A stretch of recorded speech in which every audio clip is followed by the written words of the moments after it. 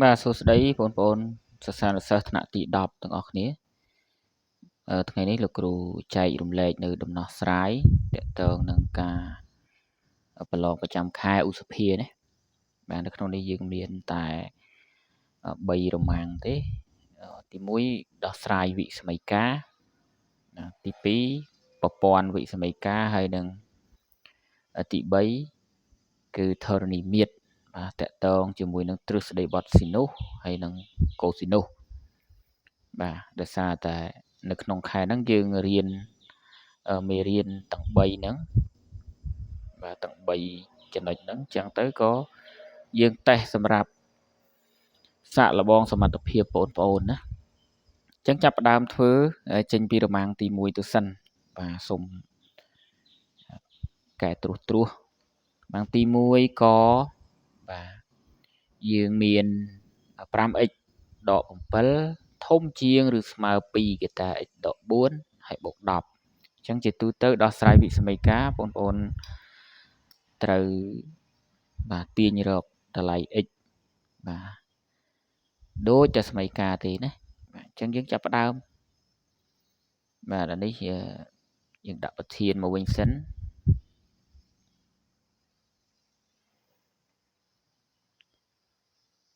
អានេះយើងគុណណាគុណ2ពលាតសិនមកបាន 2x ហើយយើងបោះមកឲ្យហើយមកដូរសញ្ញាណាអញ្ចឹង2គុណជាមួយនឹង4នេះយើងបានដក8ហើយបូក10អញ្ចឹង7នៅខាងអង្គទី1នេះយើងបោះមកយើងបានបូកវិញខាងនេះយើងបាន 3x ធំជាងឬស្មើ10បូកជាមួយនឹង7យើងបាន17ហើយដក8ទៅនៅសល់9បើទាញរក x យើងបោះ3ទៅចែកណាអញ្ចឹង9ចែក3យើងបាន3បាទអញ្ចឹងបើយើងគូសបាទបន្ទាត់ចំនួនពិត3នៅខាងស្ដាំណា3នឹងស្ដាំហើយដោយសារតែយើងទាញបាន x ធំជាង3អញ្ចឹងមានន័យថាធំវាត្រូវបែរទៅខាងបាទបែរទៅខាងស្ដាំចម្លើយយើងបាទអញ្ចឹងចាប់ពីលេខ3នឹងទៅរហូតដល់ចុងព្រួយហ្នឹងគឺបូកអណន្តណាអញ្ចឹងដូចនេះវិស្មីការរបស់យើងមានសំណុំចម្លើយ x ជារបស់ពី3ទៅបូកអណន្តបាទហើយចង់បញ្ជាក់បន្តិចបាទយើងគូសគ្នាបនេះដោយសារយើងមានវិស្មីការជាប់បាទសញ្ញាស្មើបាទធំជាងឬស្មើហ្នឹងយើងគូសគ្នាបទៅបើសិនជាអត់មានស្មើយើងប្រើវងកញ្ចក់ចូលទៅកាន់អក្សរខបាទអក្សរខក៏ងាយដែរលំហាត់ប្រភេទឲ្យបន្ទុទេបាទមែនតើលំហាត់អស់នេះទី9អាចធ្វើបានដែររៀនដល់ណាអញ្ចឹងយើងបោះ3មកដកណាបាទហើយដក1ទុកនៅដដែលបោះ8ទៅដកទៀតចានេះបាន x នេះបានដក9បាទអញ្ចឹងគូសបន្ទាត់ចំនួនពិតមួយទៀតដើម្បីទាញរកចម្លើយយើងដាក់0មកហើយដក9វានៅខាងឆ្វេង0បាទអញ្ចឹងយើងសន្មត់ថាដក9នៅទីតាំងខាងឆ្វេងនៅម្ដុំហ្នឹងចាស់អញ្ចឹង x តូចជាងបាទកាលណាតូចជាងត្រូវដាក់បែរមកឆ្វេងអញ្ចឹងចម្លើយរបស់យើងវានៅចន្លោះពីដកអណន្តមកដល់ដក9ហ្នឹងយើងសូមកាត់កន្លែងនេះបន្តិចវិស្មីការមានសំណុំចម្លើយ x ជារបស់ពីដកអណន្តមកដល់ដក9បាទលំហាត់ទី3ក៏បាទវិស្មីការដែរប៉ុន្តែវិស្មីការជាប់តម្លៃដាច់ខាតណាអញ្ចឹងកាលណាជាប់តម្លៃដាច់ខាតយើងត្រូវសិក្សាករណីមួយសិនព្រោះតម្លៃដាច់ខាតវាមានករណីធំជាង0វាចេញបានអីតូចជាង0ចេញបានអីណាឥឡូវរំលឹកកន្លែងនេះបន្តិចចាស់ឧបមាថានេះ a ណា a ចេញមកបាន a ដដែលលុះត្រាតែ a ហ្នឹងគឺធំជាងឬស្មើ0ណាលុះត្រាថាខាងក្នុងហ្នឹងធំជាងឬស្មើ0ហើយតម្លៃដាច់ខាត a ហ្នឹងចេញមកយើងថែមដក បាទអាហ្នឹងករណី A ហ្នឹងវាតូចជាង0 A ហ្នឹងគឺតម្លៃដែលយើងអត់ស្គាល់ណាវាជាអក្សរចុះបើជាលេខអាហ្នឹង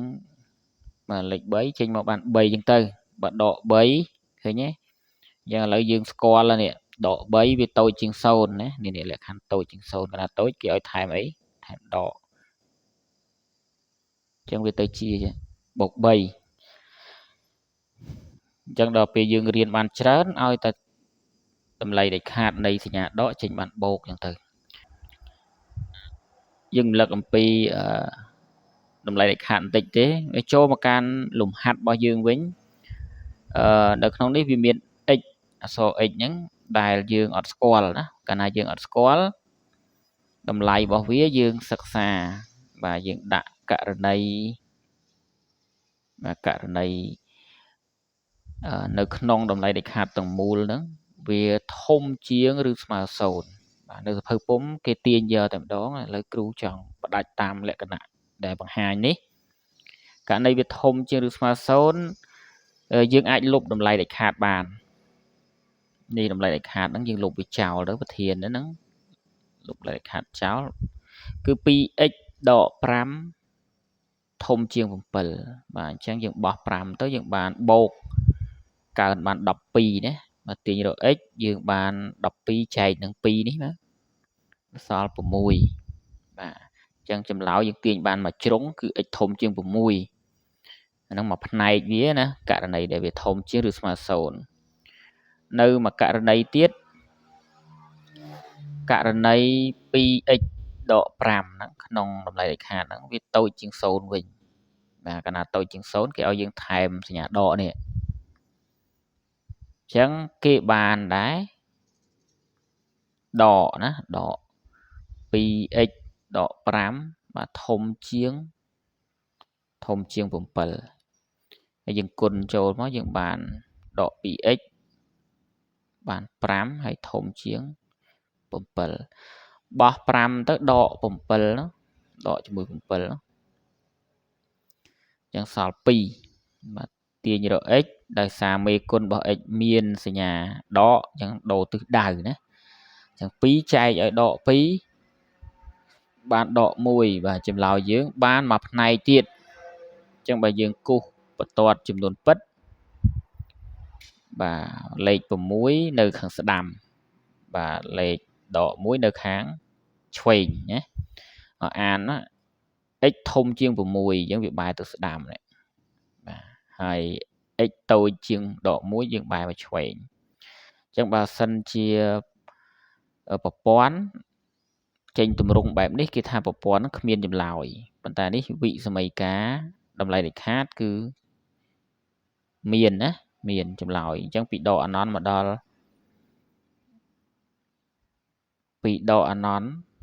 ដក1ចម្លើយមួយផ្នែកឃើញទេបាទមួយផ្នែកនឹងជួសទៅត្រឹមត្រូវហ្មងហើយប្រជុំជាមួយនឹងពី6ទៅបូកអាណន់មួយផ្នែកទៀតចូលមកកាន់លំហាត់អក្សរ K បាទអក្សរ K គឺវិសម័យការដែរប៉ុន្តែដឺក្រេទី2បាទអញ្ចឹងដើម្បីកុំឲ្យបងប្អូនពិបាកក្នុងការរកឬគូប្រាប់ណាកាលណាវិសម័យការដឺក្រេទី2បងប្អូនគួរតែឲ្យវាស្មើ0ហើយទាញរកតម្លៃរួចយើងសិក្សាតាមតារាងត្រីធាបាទយ៉ាងករណីហ្នឹងគឺឧបមាគ្រូដាក់បើ x ការ៉េបូក 6x បូក10ស្មើ0ណាអញ្ចឹងបើយើងបំបែកតាបឋមអត់ចេញយើងប្រើ delta ទៅណា delta រូបមន្ត b ការ៉េដក 4a គុណនឹង c បាទ b ហ្នឹងតួកណ្ដាលនេះ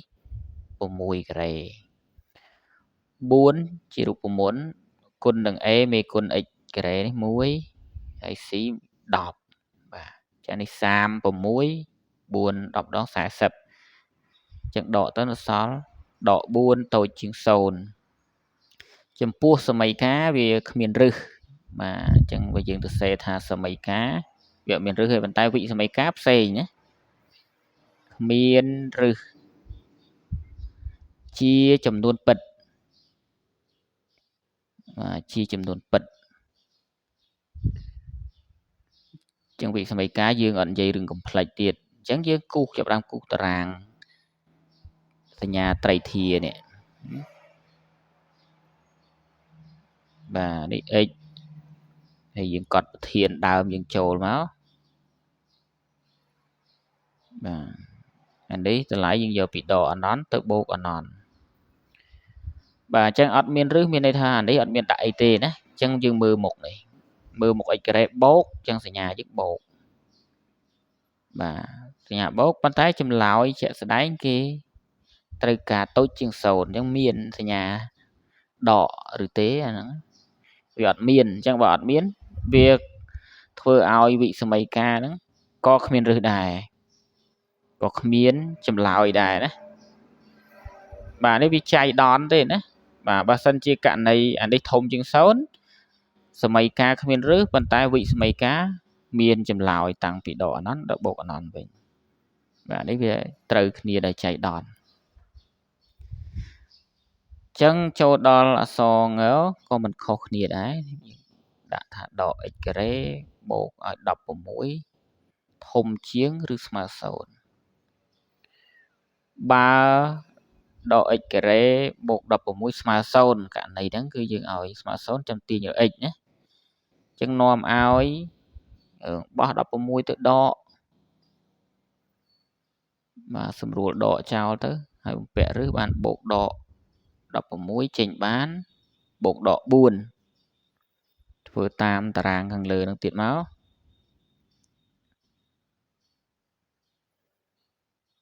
បាទ x ការ៉េបូក16ធំជាងឬស្មើ0នេះដកអណន្តដក4ដាក់មុន4ដាក់បន្ទាប់ហើយបូកអណន្តបាទចឹងរឹសយើងដាក់0 0មកណាមើលសញ្ញា x ការ៉េដកចឹងខាងដកណាកដាលបូកយើងត្រូវការចម្លើយធំជាង0នេះណាអញ្ចឹងធំជាង0យើងចុចយកនេះតំបន់ចម្លើយណាអញ្ចឹងមានន័យថាវិសមីការ x របស់យើងយកពីដក4ទៅ4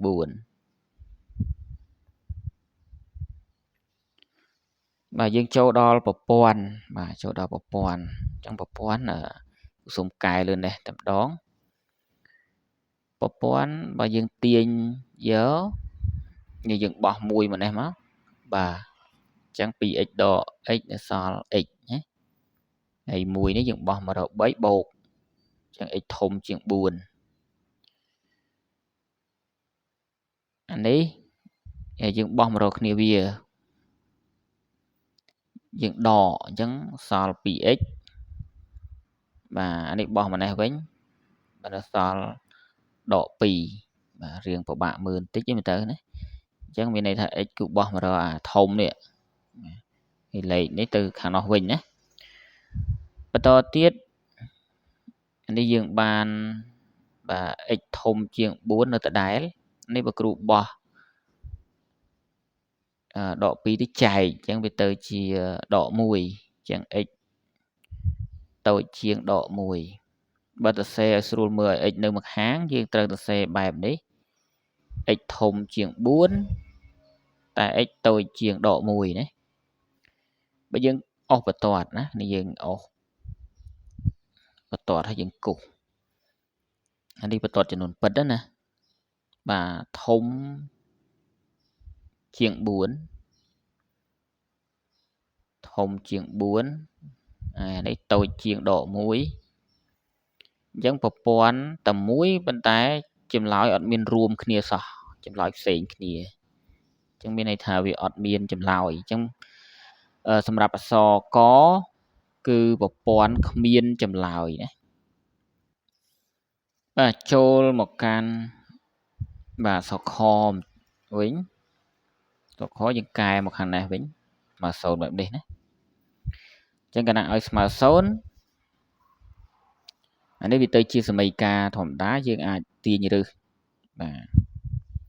អានេះ1នេះ1បូកឲ្យ4 5 5ដក5 0ចូលករណីពិសេសនេះយើងបងប្អូនបានរៀនទេចឹងករណីពិសេសបែបហ្នឹងគឺ x ទី1គឺរកឃើញ1ជានិច្ចណាយើងដោះស្រាយទៅដឹងតែឃើញ1រហូតចឹងបានគេទាញបានករណីពិសេសហើយ x ទី2គេដាក់ថា c ឬ a ចឹង c លេខ5ហើយ a លេខ1ណាដក5ចឹងបានដក5មកហើយករណីទី2អាកដាល3ហើយអាខាងនេះ4ដក1នេះសល់3ដែរអញ្ចឹងមានន័យថាវាចូលករណីតួកដាលស្មើនឹងតួចុងបូកគ្នាក៏ករណីពិសេសដែរប៉ុន្តែមានសញ្ញាដកវិញអានេះទៅចេញដកវិញណាអញ្ចឹងទៅជាដក4ណានៅលើដក1បាទ a ហ្នឹងអញ្ចឹងស្មើ4យើងយកអានឹងមកគូសតារាងបានទៅរួចណាបាទគេមានត្រីកោណ MNO ដែលមានបាទមុំ M ស្មើនឹង30ដឺក្រេមុំនេះមុំ O ណាបាទមុំ O ស្មើ45ដឺក្រេហើយនឹង M តូចស្មើនឹង6គណនាមុំ N ហើយនឹងរង្វាស់ជ្រុង O បាទអញ្ចឹងយើងគូសត្រីកោណមួយមកគូសស្មានប៉ុន្តែឲ្យវាប្រហែលនឹងមុំ30ណាបើយើងចេញទៅច្រកនេះវា45បាទអញ្ចឹងយើងតូចជាងនឹងបន្តិចមកបាទនេះស M ណាដោយសារវា30ហើយនេះស O អញ្ចឹងមុំ N អញ្ចឹងរកមុំ N មុនចង់បានមុំ N តាមផលបូកមុំក្នុងបាទមុំក្នុងរបស់ត្រីកោណមុំទាំង3ហ្នឹងបូកបញ្ចូលគ្នាស្មើនឹង180បាទឥឡូវ30បូកជាមួយនឹងមុំ N អត់ស្គាល់ទេមុំ O ស្មើ45ចឹងយើងទាញរកមុំ N ហើយបូកទៅបាន75បោះទៅដកណាចឹង180ដកឲ្យ75ស្មើនឹង105រកឃើញមុំ O ហើយចឹងគេឲ្យយើង M ស្មើនឹង 6M គឺចំកំពូល M មកណាមក6បាទ O នេះគេអត់ប្រាប់ទេប៉ុន្តែគេសួររកប្រវែងបាទចឹងតាមទស្សនីយបទស៊ីនូសបាទតាមទស្សនីយបទស៊ីនូសបើយើងស្គាល់ជ្រុង M ហើយមុំ M យើងអាចរកបានណាគឺ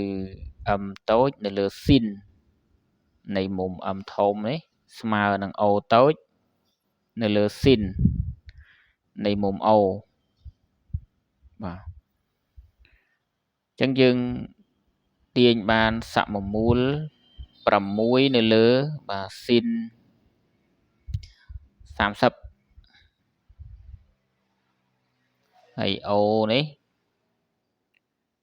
បាទស៊ីន45បាទទាញរក O មកណាមិនមែន0នេះណាសុំទាញរក O ខាងនេះកាលណាទាញរក O បោះបាទស៊ីន45ទៅគុណនឹង6អញ្ចឹង6គុណនឹងស៊ីន45វារឹស2លើ2បាទហើយចែកនឹងស៊ីន30 1លើ2ទៀតបាទអញ្ចឹងសម្រួលអានេះចោលទៅនៅសល់6ឬ2ចូលដល់លេខ2បាទគេមានត្រីកោណ ABC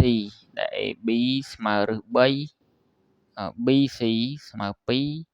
ហើយ AC ស្មើ1គណនារង្វាស់មុំទាំង3នៃត្រីកោណអញ្ចឹងស្គាល់ជ្រុង3យើងអាចរកមុំបានហើយតាមរយៈទ្រឹស្ដីបទកូស៊ីនូសណាបាទកុំឲ្យបាក់ឆ្ងាយពីសមិទ្ធកម្មសុំកែនៅចន្លោះនេះតែម្ដង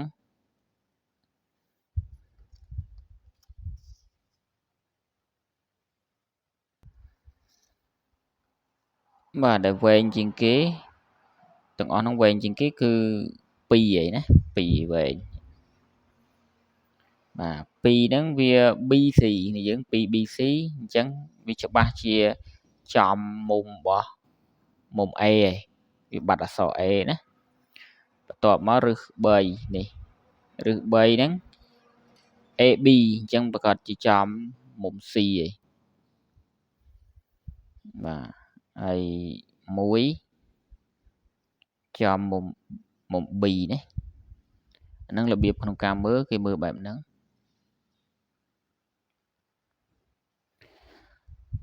ទាញតាមទិសីបត់កូស៊ីនូសកាលណាយើងចង់បានកុស A បាទកុស A យើងត្រូវយកជ្រុងតូចរបស់វាជ្រុងតូចដែលមិនមែនវាគឺ B ការ៉េបូកឲ្យ C ការ៉េបានដកជ្រុងវាវិញ A ការ៉េណាហើយចែកឲ្យ2ដងនេះនៅមុខទាំងពីរហ្នឹងគឺ B C បាទអញ្ចឹងជំនួសលេខចូល B ហ្នឹងចំមុខ B ហ្នឹងគឺលេខ1 C រឹស3ការ៉េមកហើយ A 2ការ៉េបាននៅលើ2គុណនឹង1គុណនឹងរឹស3អញ្ចឹងអានេះ1អានេះចេញបាន3បូកចូលគ្នា4 4ដក4បាន0ចាក្រុមមិនគិតទេតើកុស A ស្មើ0ហ្នឹងតើកុសតម្លៃប្រមាណដឺក្រេបានស្មើ0ដែរអញ្ចឹងវា90ណា90នាំឲ្យ A មុំ A ស្មើ90អញ្ចឹងយើងរកឃើញមុំ91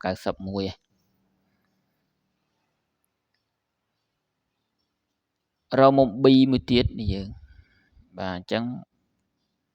កុស B វាមិនស្មើនឹងជ្រុង A បូកជ្រុង C ដកឲ្យជ្រុង B ដាក់ការ៉េមក AC ណាទៅមើល A ចំពីមុខវាគឺ2បាទ2ការ៉េ C យើងរឹស3ដកឲ្យ1 2គុណឲ្យ2គុណឲ្យរឹស3ហ្នឹងយកពីហ្នឹងគុណគ្នាមកអានេះចេញបាន3អានេះ4 7ណា7ដក1ការ៉េនេះសល់6នេះ4រឹស3